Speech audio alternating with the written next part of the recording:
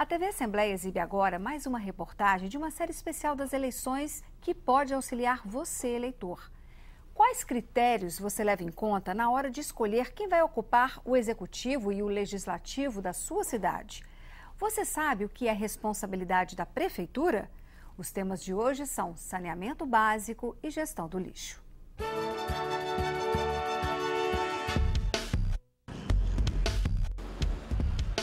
O que você leva em conta na hora de escolher seu candidato a prefeito? Começa pela saúde e segundo pela segurança. Primeiramente na educação, segurança, é o básico de sempre, né? Mas e os serviços de água, esgoto, coleta de lixo, que por lei devem ser planejados pelos municípios? Isso depende muito da região, né? Talvez a sua região não tenha essa precariedade. É uma coisa que não é visível, né? Isso aí normalmente não dá voto, né? Para quem vive nas periferias, o saneamento muitas vezes encabeça a lista de cobranças para os candidatos desta eleição. A primeira coisa que você falou foi o esgoto. Como é que está a questão do esgoto lá onde você mora? Olha, tem muito esgoto a céu aberto. Eu tenho um menino pequeno, pode estar transmitindo doença para ele. Mas eu pergunto esses candidatos, se fosse um filho deles, colocaria nos lugares da gente, né?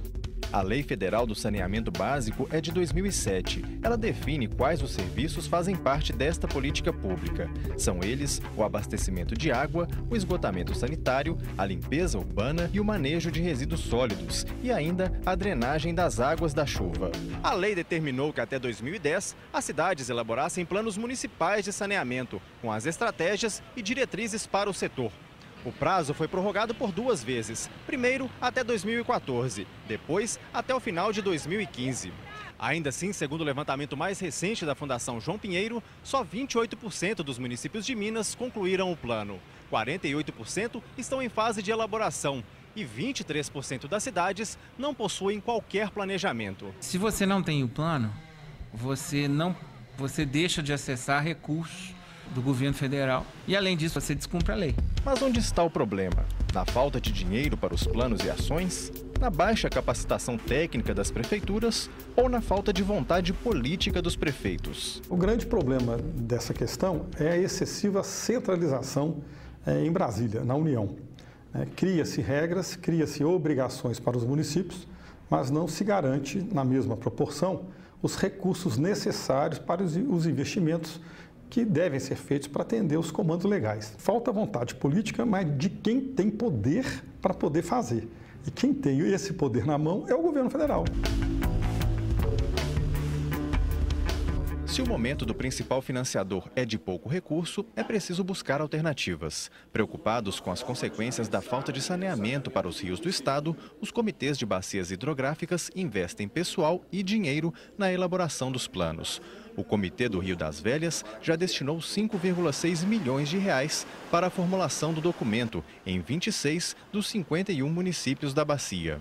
Cada real que você investe em saneamento, né, ela significa uma economia de R$ 4,00 depois nas outras despesas. Os prefeitos podem ainda recorrer aos consórcios municipais. São acordos feitos entre cidades vizinhas para a prestação compartilhada de serviços em áreas como saúde, iluminação pública e também saneamento. Em Minas, são quase 120 consórcios. Em Barbacena, por exemplo, o lixo recolhido vai para Conselheiro Lafayette. O deslocamento total dos caminhões é de 180 quilômetros por viagem. Ainda assim, a alternativa é mais barata do que manter um aterro sanitário próprio. Lixão em Barbacena não existe mais. Todo o nosso lixo é transportado. Nós brincamos com lixo de luxo, né? Outra ação esperada dos novos prefeitos é priorizar a área de saneamento. Ainda em Barbacena, a ampliação da adutora deve triplicar o volume de água captado e entregue à população. A obra é bancada por dinheiro do próprio município. Isso vai garantir o abastecimento de água pelos próximos 50 anos aí para a cidade. Também com recursos próprios e com a doação de caminhões pelo governo federal, Itaúna virou referência no estado na gestão de resíduos sólidos. Desde 2002, o município abraçou a coleta seletiva, um conjunto de ações que está presente em apenas 25% dos municípios mineiros. Todo município faz coleta de lixo, então é simples fazer essa coleta em separado. A questão não é o custo, é se praticar, porque aí os benefícios superam em muito o custo. Os Os moradores são orientados a separar o lixo, seja na rua com lixeiras próprias, seja em casa com dicas dos trabalhadores da cooperativa responsável pelo resíduo, parceira da prefeitura. A gente está orientando as pessoas também, que perguntam para a gente, até as criancinhas também, os meninos que mexem com a gente. Muitos correm para jogar o lixo, a gente fala, nós é molhado, vou falar com a mamãe. Todos os dias o município de Itaúna recolhe o equivalente a 8 caminhões como este de lixo reciclável. Isso representa quase 1/4 de todo o resíduo produzido pelos moradores da cidade. Oportunidade de renda para os catadores, que sobrevivem da venda deste material. Consegui comprar minha casa própria. Meu carro, graças a Deus. Peguei amor, sabe? Então é difícil para me largar. É um trabalho de muito orgulho pela a importância, né, que tem hoje a coleta, né, os materiais recicláveis para o meio ambiente, para a sociedade em todo, para o futuro, né? Outro exemplo da importância da coleta seletiva pode ser visto aqui, no Aterro Sanitário de Itaúna. O espaço foi inaugurado em 2009. Quanto mais lixo é reciclado pela cooperativa, menos material vem parar aqui. Resultado, a vida útil estimada do empreendimento subiu de 20 para 30 anos. Esse volume todo ele seria aterrado. Não sendo aterrado, abre espaço para mais tempo para a gente fazer o aterramento do lixo orgânico. Não é uma questão de ter vontade.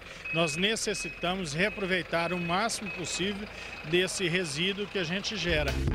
A capital também vive os desafios do saneamento básico. A falta de drenagem das águas de chuva é um problema crônico em pelo menos 80 pontos de BH.